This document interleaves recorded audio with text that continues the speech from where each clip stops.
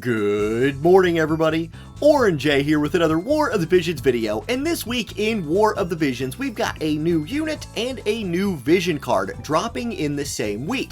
Now, before we look at Eurel and Beyond the Flames, I want to mention that this is unusual. A lot of times lately, we've been getting a unit and then a vision card later, so don't be surprised if something maybe extra special squeezes its way in next week. It's a possibility. Don't know it. I wish I had insider info to give you. I don't. So let's look at what we're getting this week and decide if it's something that you might want to pull for or not. Now, the first thing I want to start by checking out is the new unit, Eurel. So she is an Earth Element 90 cost unit, Boxer. I don't know if that's what it's called in Global. I actually don't remember off the top of my head, but it's her new job. It's a really good one. She's a frontline fighter, really fits the theme of what Earth is, which is high damage units that can take several hits. A lot of what Dark kind of has become these days is what Earth can be at the highest end, and she's going to fit into that really, really well. So let's check her out. First of all, her robe. It is a TMR armor, 12 defense, 6 accuracy, 8 crit evade. The buff on it is really cool. It's a 30% damage absorption buff for 3 turns for allies. I would have liked the range to maybe be a little bit bigger on here, but I think this is something you could play around when you're building like a big bruisery type team. Give them a little HP absorb, right? This works really well for your Luels, for your Queen Macheries, these Earth mages that can absorb HP back. You build them so they can survive some hits and then heal themselves. It's a really cool thing for them. She might be able to give some Earth physical damage dealers that skill as well with this TMR buff. Her master ability, she has the HP and Earth attack master ability for her group, obviously. Then she's all about tankiness after that. Slash resistance 10, missile resistance 15. She's going to be somebody that'll be a very effective unit if you're building her into missile. If we go look at her stats right here, like we'll scroll all the way down to the bottom, she comes in with that 15% missile resist that she's getting from her main job, 15% slash resist, 10% strike. She is weak to magic and weak to pierce a little bit though. Her HP 4,000, that's pretty good. Her agility is at 63, a little slower, and this is something that Earth suffers from a little bit. Like Earth units, just even though they can be as bruisery and as high damage dealing as Dark, they do struggle in the speed category, and she's not going to be lapping anybody either. So that kind of is what it is. But you can see right here, potential for very high slash and missile resist. When you add that master ability on, you're at 25 slash and 30 missiles. So you could definitely build around that. Okay, let's check out her skills. Now, as we look at support skills, I want to point out a couple things. One, her new job support skills are really good. Knowledge of martial artists, this is an attack 24% and defense penetration 40 buff. If you want her doing damage, run this one. It's really, really good. And then her other one, battlefield traveling jutsu, this is an agility and move buff. This will help her with her speed problem or just with Earth speed problem in general. Move +1 will help her close the distance on maps or get in range like on our current Guild Wars and Arena map to get that group buff moved into your group with that extra bit of move. Now, I want you to notice something. She has Night Subjob. Night Subjob has been buffed on JP. So like Knowledge of the Night, HP 15%, slash attack resistance pin 40. She doesn't really care about that slash attack resistance penetration, but notice how that's different. And then Holy Protection, debuff resistance 15 with AoE resist 12. These are buffed on the JP side. And if we look at what they are on the global side, like here's Whisper's support ability. She's a Knight. Divine Protection on global is just debuff resistance, and HP up is only HP up, whereas with Eurel, HP up gets slash resist pin, and then Holy Protection gets AoE resist. I think AoE resistance in particular could be something you build into her. Earth does have good AoE resistance cards, and there's buffs within Earth, the Earth element, that you could really build an AoE resistant team, I feel like. So this is something worth looking at once Holy Protection gets that global up, or gets the upgrade in global to include 12 additional AoE resist. Otherwise, I think you run mostly her her new main job support abilities. I think they're really good. Okay, if you're fighting against just physical, she has physical reflex, 15% chance to evade physical moves. If you're building her to fight anti-physical teams, just run this, and even sometimes otherwise maybe run this, right? Like, it's that good. Otherwise, I think you run Sword Guard, which is a 20% chance to block 30% of all damage. For consecutive hit counter to be good, you could get that to a 50% chance to 2-hit counterattack. The problem is you have to run continuous attack enhancement, which does give her 20 accuracy. And when we look at her new piece of gear here in a minute, she is someone you can build high accuracy to fight evasion teams. In that case, maybe you would run consecutive hit counter as well. Okay, her new job skills. Let's check these out. Her cheap move, downhill, only costs 12. That's real nice. And it's 121% damage. She scales purely off of attack. It decreases agility by 20% for the target for 3 turns. Okay, cool. Now, we're going to get into what her theme is. The theme of this new job is all about having courage yourself and removing courage on the target. So, she has Steadfast Stance that gets EX upgrade to Indomitable Stance. It's like courage but better. Basically, it's a 2-use courage buff that also will give you 20 AP. A strength of courage users is that they have courage. A weakness of courage users is if you need them to like generate AP through bells or something like that, they can end up falling short, especially if you want them to cast another buff. Her courage buff will generate for her 14 AP just via the TP cost, then an additional 20. So 34 AP generated right there will really help her solve some AP problems that she might otherwise have. Then she has another great TP buff you're going to want to play around, Oath of Death. This is an AoE buff for your group. Again, short range AoE, but it is there. It will dispel, ignore fatal damage for 3 turns for your allies. So she can give her allies and herself courage removal on any kill skill that they use. Big deal. Big deal right there. You love to see that. And it gives her 25 accuracy just for herself. So this buff is super important whether you're fighting like a dark team with a lot of courage, a light team with a lot of courage, or an evasion team. This is a great buff. And her TP skills are they're very strong. They're not like some of the strongest in the game, but you can see what the theme is here, right? If you want courage, you want to remove courage, she can do that better than anybody in the game, really. So I like that a lot. Okay, next up, Meteor breaks 3 times. This is her 3-hit combo attack. Has a nice range to it. 4 range for a striking unit is nice. Reduces counter chance by 100, so she's going to jump in there, turn counter damage off, then 165% modifier in a 3-hit chaining attack. Pretty cool. She has Piercing Fist that gets upgraded to Piercing Teeth. This ignores targets with float, so you can't hit people floating with this, aka Gilgamesh. I think he's the only one.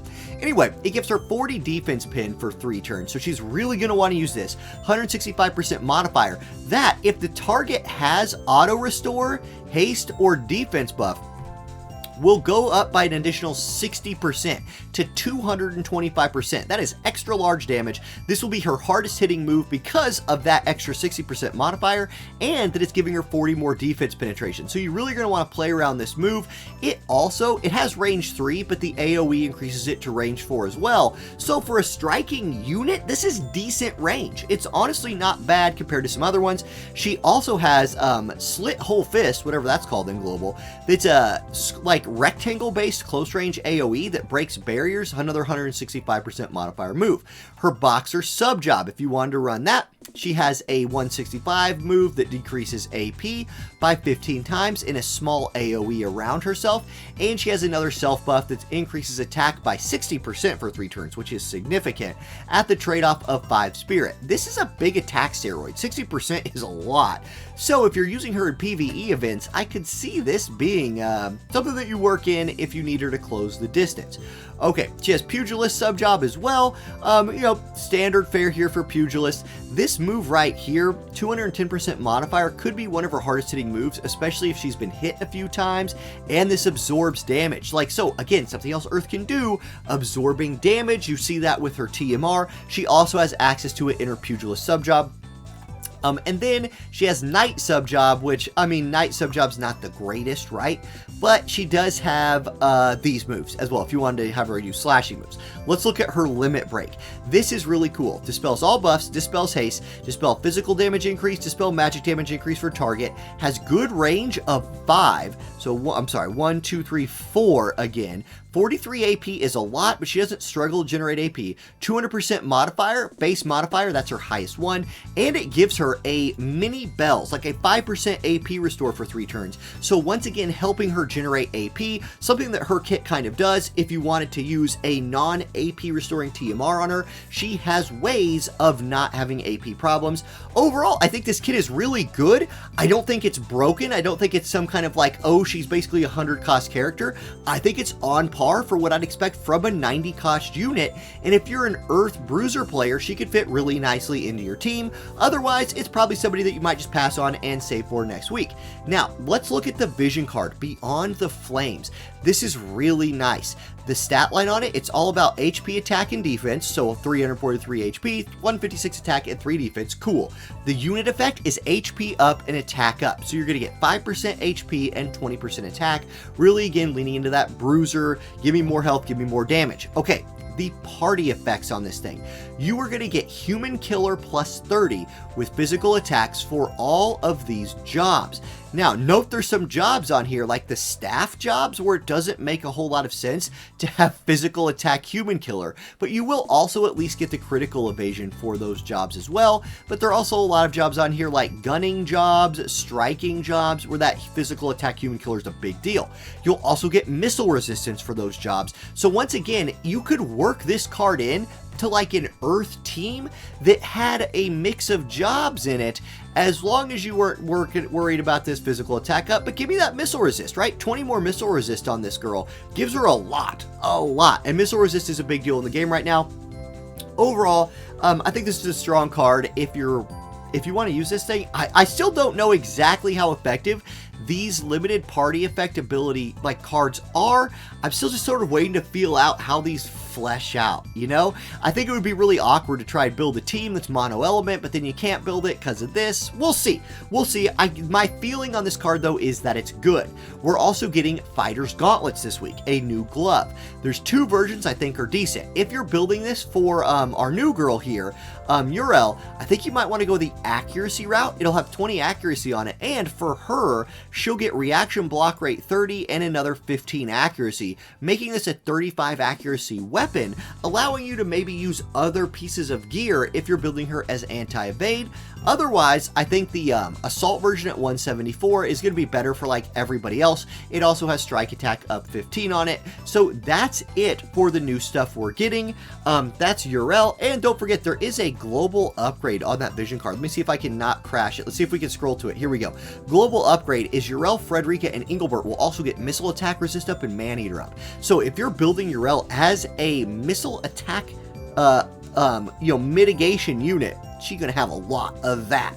So there we go. That's the video here. Now we do have a bonus account review coming in next, so stay tuned for that if you want to see it. Let's go do that now.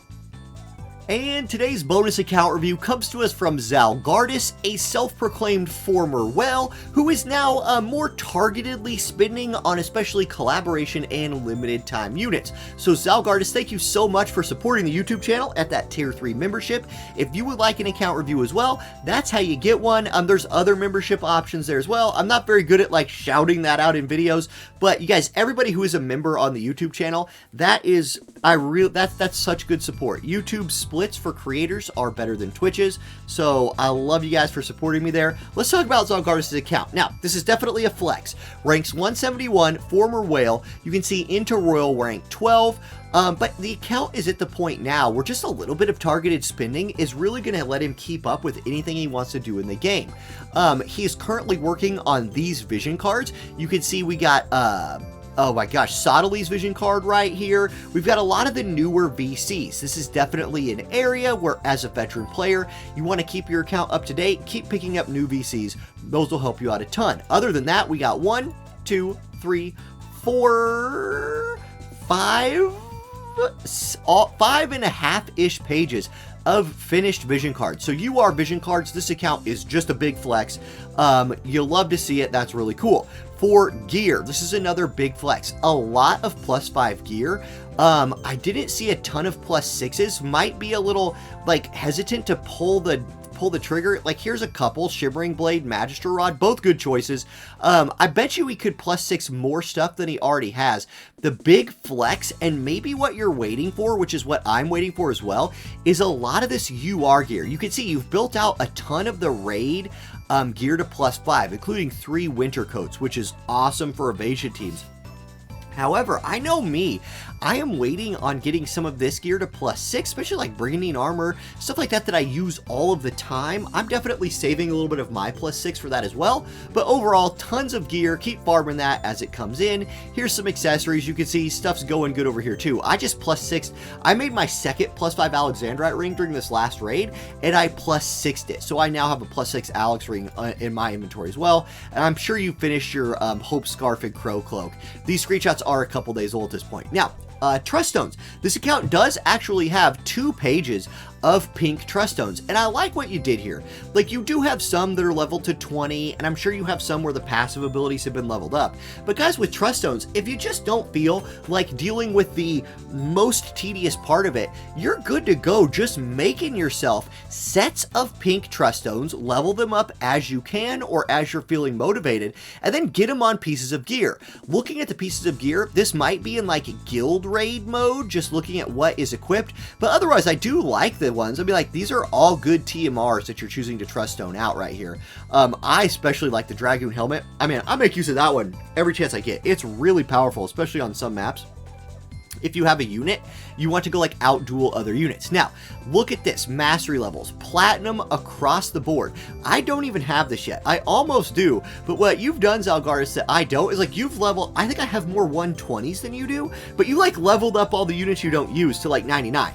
I have slacked on doing that. I could get many more mastery levels myself, so you are ahead of me here, sir.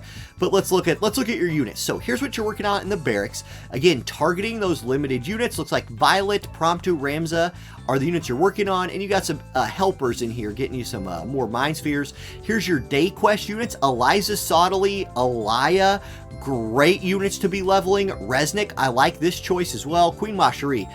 These 2 units are OP powerful, in my opinion. Chunok, also working on him, great PvE unit. Okay, fire. Your fire count is looking real good. You even have King Elda, who I don't have leveled up. I got Summer Katone over you, and we're both still working on Christmas Macherie. Otherwise, very similar to my account right here. Strong, you can play any fire you want. If you feel like playing fire, vision cards. Man, oh man, give me some fire vision cards any day now. Developers. Okay, ice. 2 big tanks, check. Velis, check. DPS units, check. I would say Barrett's looking real sexy on the Final Fantasy VII Remake that we're getting again in a few months, so you might check that back in on that. Aranea, I think, is looking real good. You're working on Elia right now. Medina, I still want to see if Medina is like low-key OP for some PvE events with that new VC. We'll have to wait and see on that one. For Wind, definitely not as far along as my account here. I'm just comparing you to my account because, like, you're a whale too. So let's look at them. Now, you have Joom to 120. That's great. You have Halloween Little Leela at 89. Finishing her at some point would be really cool. Then you're close on, like, the really great piercing units here with Flagbearer Glassy is a top tier unit. You get her leveled up. You go boom, boom. Those 2 plus anything else is great. Maybe just like Sottily, you get Sottily Glassy up there. Sottily Glassy Joom is OP, like top tier. Otherwise, Wind, not a priority for you, but you still got to Platinum by leveling up those lower rarity units. Okay, Earth. Earth's looking good. Christmas Macherie, I'm telling you guys, this chick's great. Like, she's underused because Earth is not the most powerful element in the game, and when she came out, I think she's one of the least built 100 cost units out there. Phenomenal unit. You gotta use her right. She's not as easy to use as some other units, but oh my, can she do work, especially when paired with Luel or the rest of Earth's bruisers. So I really like this Earth account. I am personally waiting on Kilfay's Master Ability 2.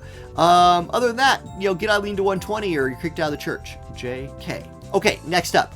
Lightning. You got those top tier Lightning DPS units. Abar is at 99. She could get up there, but you have so many other good ones that you're honestly, it's not necessary. Your PvE Lightning team is great as well. Resnick would be great for some PvP teams. If you ever want to do some like 3-man stuff there, that'd be one thing to go. Water, you have Celis. Where's Astrius? Okay, so Astrius is a missing link here. Who would help you in both PvE and PvP, but with only 5k viz at the time of filming this, and somebody who's not wailing on a bunch of stuff anymore, Astrius might just be somebody who comes to you on accident in a future Warrior of the Crystal Banner. If you do ever hit him though, build him. That'd be cool. Okay, next up, Light. There's your duo, there's Elena and Locke. Now, Locke not at 120, and Violet not at 120. Might hold back your like top tier Light Evasion team, but maybe you're also just like me, and you don't like to play Light Evasion because it was so everywhere for so long. I feel you if that's true. Otherwise, you have some good chaining options here for Light PvE, and just do that if that's what you want. You could also go Missile. Plenty of Light options. Here's the back end of your Light. Still working on Ramza, Hope as well. Okay, then Dark, Lamega, Ruinstern. I'm going to say not like a top tier Dark PvP account. Now, one thing you could do, if you ever, like, these two are an insane duo. I don't know how many Mind Spheres you have towards getting them to 120, but for, like, Guild Wars defenses, I don't think you can do better than Dark in this game still. Ruinstern is great now. If you could get, like, Leela, Ruinstern, and then Witch Lucia, I don't know, like, since you've sent these screenshots in, if you've made progress with her, that combo is crazy good. It's really hard to deal with. Throw a little Keen Blade action on Ruinstern, and that comp is off to the races. Lucia for a 70 cost unit is nuts good. So there we go. And then one more screenshot. Here's the back end of that Dark. There's that 120 Shadow Links, which I'm sure how you got the 120 Lamega. So that's it. Thank you, Zalgardis, for supporting the channel. Guys, thank you for watching this video. I hope you have a great rest of your week. Good luck on your polls tomorrow. If you're polling, I'll be live Wednesday after school. I'll mess around, do a few polls myself. Again, probably not going to pity. I'll definitely get the vision card though. We'll see. Maybe I luck out again. Maybe I'm saving some more Vizior for that Dragon Quest collaboration, or whatever surprise might be in store next week. We shall see. See you then. Peace.